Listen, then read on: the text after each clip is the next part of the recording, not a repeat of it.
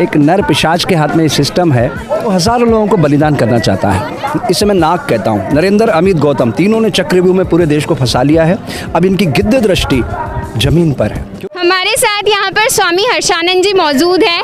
एक बार पहले भी आप इन्हें हमारे चैनल पर देख चुके हैं, आज फिर हम आपको इनसे रूबरू करवा रहे हैं। तो स्वामी जी, आप यहाँ पर किसान आंदोलन में बीच बीच में दिखते रहे हैं, तो आप अपना पहले तो उद्देश्य ही बताइए।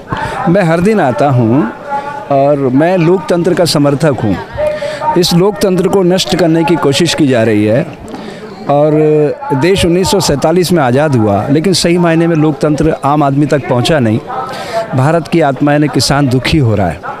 खुले आकाश के नीचे इतनी सर्दी पड़ रही है, बारिश हो रही है, और ये जो हमारा, जिसे आप सरकार कहते हैं, मैं तो इसे प्राइवेट कंपनी कहता हूँ, संवेदनाहीन है और एक नर पिशाच के हाथ में ये सिस्टम है, वो हज़ारों लोगों को बलिदान करना चाहता है।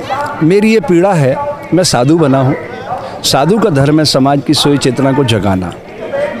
तो मैं यहाँ आता हूँ, सब लोगों के दर्द को समझने की कोशिश करता हूँ। फिर मेरे पास जो भी इंटरनेशनल प्लेटफॉर्म है, वहाँ पे जाके मैं अपनी बात कहूँगा कि भारत में लोकतंत्र कैसे खतरे में जा रहा है, क्योंकि एक प्रयोगशाला है दुनिया के लिए भारत। अगर ये लोकतंत्र में तब्दील हुआ तो सही मायने में इस धरती पर एक खुशहाल मानव आएगा। ये शुरुआत है। ये जो किसान लोग सोचते हैं ना कि वो ये बहुत लंबा आंदोलन चल गया, अरे भाई 4 साल सैनिक जंतर मंतर पे बैठे थे तो भी कुछ नहीं हुआ। ये इससे कुछ नहीं होना, लेकिन ये एक शुरुआत है लोकतंत्र की स्थापना की ओर बढ़ता हुआ कदम। एक छोटी सी चिंगारी है जो आपको शायद नहीं दिख रही हो, मुझे तो साफ साफ दिखाई दे रही है। जैसे जैसे सारा देश इनके साथ जुड़ेगा, एक धरती पे आएंगे ये लोग, अपनी आवाज़ को बुलंद करेंगे, क्योंकि किसान, हमारी जो इकोनॉमी है वो कृषि आधारित है और इसको ये तहस नहस करने के पीछे इनका षड्यंत्र है। जब ये आए थे तो कांग्रेस ने लंबे समय तक शासन करके हमारे ऊपर 55,000 का कर्जा मेरे ऊपर छोड़ा था। मेरे ऊपर आज मेरे ऊपर इसने 6-6.5 सालों में 1,10,000 का कर्जा दे दिया है, जबकि मैं 1 रुपया भी आज तक ज़िंदगी में किसी से नहीं मांगा। मेरी 64 साल की उम्र है, मेरे ऊपर भी 1,10,000 का कर्जा इसने थोप दिया है। तो ऐसे जितने हम 138 करोड़ लोग हैं, इस पे 1,62,000 करोड़ रुपए का कर्जा इसने चढ़ा दिया। ये 84,000 करोड़ था। कब? जब मनमोहन सिंह छोड़ के गए थे 55,000। अब मेरे ऊपर इसने 1,10,000 कर दिया। और ये क्या कह रहा है? सबका साथ, सबका विकास, सबका विश्वास। ये प्योर बिजनेसमैन है और ये बिजनेस मॉडल है गुजरात का। इसे मैं नाग कहता हूँ। नरेंद्र, अमित, गौतम तीनों ने चक्रव्यूह में पूरे देश को फंसा लिया है। अब इनकी गिद्ध दृष्टि ज़मीन पर है, क्योंकि अब इनके पास कोई ऑप्शन नहीं है। हमारी जीडीपी औंधे मुँह गिर चुकी है। देश को बचाना बहुत कठिन है। अब एक ही तरीका है इनके पास कि कृषि के साम्राज्य को तहस नहस किया जाए, लेकिन ऐसा होगा नहीं। ऐसा इसलिए नहीं होगा क्योंकि इस देश को आज़ाद करवाने में असंख्य धर्मयोद्धाओं ने अपने खून से सींचा था। वो सारे जहाँ भी हैं, जिस भी रूप में हैं, हम अवतारवाद की धारणा पे विश्वास करते हैं।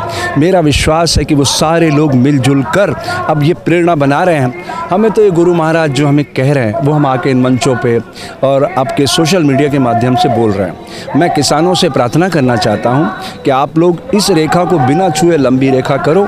अंतर्राष्ट्रीय समुदाय देख रहा है कि भारत में क्या हो रहा है।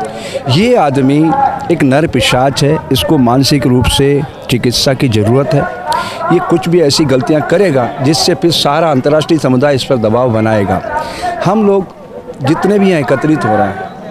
आप जानते हैं कि पंजाब से ये ज्वाला उठी है, वो 5 नदियों की पवित्रता को धारण करके ये लोग दिल्ली के इर्द गिर्द मौजूद हैं। इनको जंतर मंतर रामलीला मैदान पे अभी तक नहीं पहुंचने दिया गया है, लेकिन एक दिन आएगा, सारी दुनिया इनके साथ खड़ी होगी और मानवता का झंडा गाड़ने के लिए इस विज़न को, इस पैशन को, इस विज़न को आगे बढ़ाएगी, ऐसा मेरा विश्वास है। रिलायंस ने आज सुप्रीम कोर्ट में अपील की है कि उनका ये कॉरपोरेट लेके या कॉन्ट्रैक्ट फार्मिंग को लेकर ऐसा कोई प्लान नहीं है, इस व्यापार को लेकर कोई प्लान नहीं है। तो जो जियो के टावर्स पंजाब में, हरियाणा में उखाड़े जा रहे हैं, उनको तहस नहस किया जा रहा है, उन पर जो है जल्द से जल्द कार्यवाही हो। तो इस अपील को आप किस तरीके से देखते हैं? इस अपील को आप किस तरीके से देखते हैं रिलायंस की तरफ से जो की गई? मेरे ख्याल से जो हमारी संविधान के 3 पिलर थे, कार्यपालिका, व्यवस्थापिका, न्यायपालिका, तीनों ढह चुके हैं। मुझे कोई उम्मीद नहीं इनसे। मुझे एक ही उम्मीद है कि प्रकृति स्वयं इस आंदोलन को अपने हाथों में ले चुकी है। और मैं ऐसा मानता हूँ, योग विषय का विद्यार्थी हूँ, जब जब अधर्म बढ़ता है, धर्म के प्राकृत्य के लिए प्रकृति स्वयं अपने अदृश्य शक्ति को आगे करती है और इस बार उसने भारत की धरती के सबसे पवित्र जीव, जिसे हम किसान कहते हैं, धरती पुत्र, उसको माध्यम बनाया है। जहाँ धर्म है, जहाँ शौर्य है, पराक्रम है, वीरता है, साहस है, सेवा है, वह विजय निश्चित है।